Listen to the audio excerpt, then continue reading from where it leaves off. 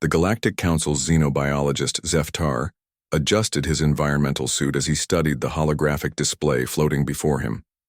The data was conclusive, undeniable, and frankly embarrassing for the species that called itself humanity. Their skin tears from simple abrasions, Zeftar announced to the assembled delegates, his 4 eyes blinking in sequence. Their bones fracture under minimal pressure. They require constant atmospheric regulation, specific temperature ranges, and die within days without water. By every metric we use to measure survivability, humans rank in the bottom percentile of known sapient species. Counselor Vexani, a crystalline being from the Helix Nebula, resonated with agreement. The proposal stands. Humanity will be classified as a protected fragile species. Any interaction must be conducted through intermediary protocols to prevent accidental harm. The motion passed unanimously. After all, the evidence was overwhelming. Humans had no natural armor, no redundant organ systems, no ability to survive, in vacuum even briefly. They were, by galactic standards, pathetically fragile.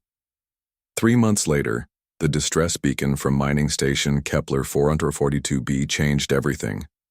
Commander Sarah Chen received the emergency transmission while her cargo hauler drifted through the asteroid belt. The message was garbled, fragmented by solar interference, but the core information was clear.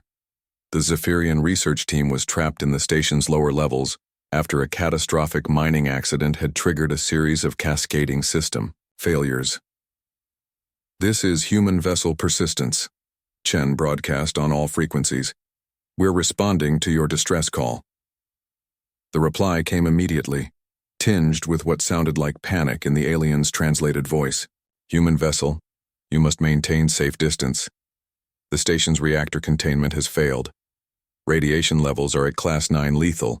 The atmospheric processors have flooded the lower sections with superheated gases. The temperature down here exceeds 800 degrees Celsius. We cannot reach the manual shutdown switches." Chen studied her ship's scanner readouts. The station was indeed a death trap for most species. "What's your current location?" "Sub-level 7, Section C. But please, you cannot risk." "I'm coming. Aboard." The docking was rough. Chen's ship groaned against the damaged station's hull as she established an airlock seal. She could already feel the heat bleeding through the bulkheads. The Geiger counter on her belt was clicking ominously. She found the Zephyrian team huddled in what remained of their environmental shelter. 3 beings in advanced survival suits that made her own equipment look primitive by comparison. Through their transparent faceplates, she could see their alien features twisted with what she recognized as fear.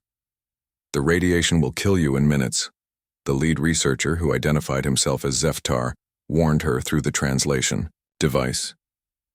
"Your species cannot survive these conditions. We ran the calculations. It's impossible." Chen checked her own readouts. The radiation levels were indeed lethal, over a prolonged period. The temperature was extreme, but not immediately, fatal if she moved quickly. She began stripping off her environmental suit. "What are you doing?" Zeftar's voice rose to what might have been a shriek in his native language. "My job." Chen sealed her helmet to her lightweight EVA suit and checked her oxygen reserves. "Stay here, I'll be back." The journey to the manual controls was a descent into hell. The station's corridors glowed with residual heat, and Chen could feel it even through her suit's thermal protection. The radiation detector's clicking accelerated to a steady buzz. By the time she reached sub-level 12, sweat was streaming down. Her face and her suit's cooling system was struggling to keep up. The control room was a furnace. The manual shutdown switches were located behind a section where the coolant pipes had ruptured, creating a pathway of superheated metal flooring that glowed cherry red in the darkness. The environmental readings showed temperatures that would instantly vaporize most organic compounds. Chen stared at the obstacle for exactly 3 seconds before kicking off her boots. The first step onto the burning metal was agony. Her EVA suit's foot protection was minimal, designed more for debris than extreme heat. The pain shot up her leg like liquid fire, but she pushed forward. 1 step, another. The metal hissed where her feet touched it, and she could smell something. Burning, probably her own flesh. 15 steps across hell. That's what it took to reach the emergency controls. By the time she slapped the shutdown sequence, her feet were raw and blistered inside her suit, and the radiation detector was screaming warnings about accumulated exposure. But the reactor wound down. The superheated gases began to vent. The station's emergency systems slowly came back online. When Chen limped back to the shelter, the Zephyrian team was waiting with their scanner equipment active, recording everything. "This is impossible," Zeftar whispered, staring at his readings. "The thermal damage alone should have incapacitated you. The radiation exposure should have caused immediate cellular breakdown. How are you still functional?" Chen collapsed against the wall, exhaustion finally hitting her. "We're tougher than we look. But your species profile indicated extreme fragility. Your bones break, your skin tears easily, your organs fail under stress." "Yeah, we break," Chen interrupted, wincing as she shifted her weight off her burned feet. "But breaking isn't the same as stopping. We heal, we adapt, we push through." She managed a weak smile. "Besides, somebody had to do it." The rescue ship arrived 6 hours later.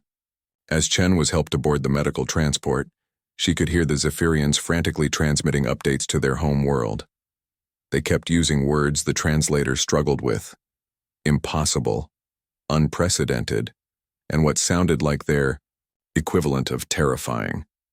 Back on the Galactic Council station, Zeftar stood before the assembled delegates once again. The data was conclusive, undeniable, and frankly disturbing for a species that had seemed so fragile.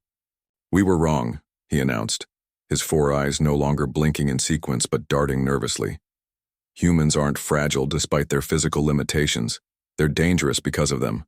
A species that can function after taking damage that would kill us, that can push through conditions that would stop us cold, that treats impossible odds as merely inconvenient." He paused, reviewing his notes one more time. "I move to reclassify humanity," Zeftar continued, his voice steady despite his obvious discomfort. "Not as a protected, fragile species, but as a survivability anomaly. Approach with extreme caution. Not to protect them, but to protect ourselves from what they're capable of when cornered." The motion passed unanimously. After all, any species that could walk barefoot through fire and live to tell about it deserved a much wider berth than they'd initially calculated.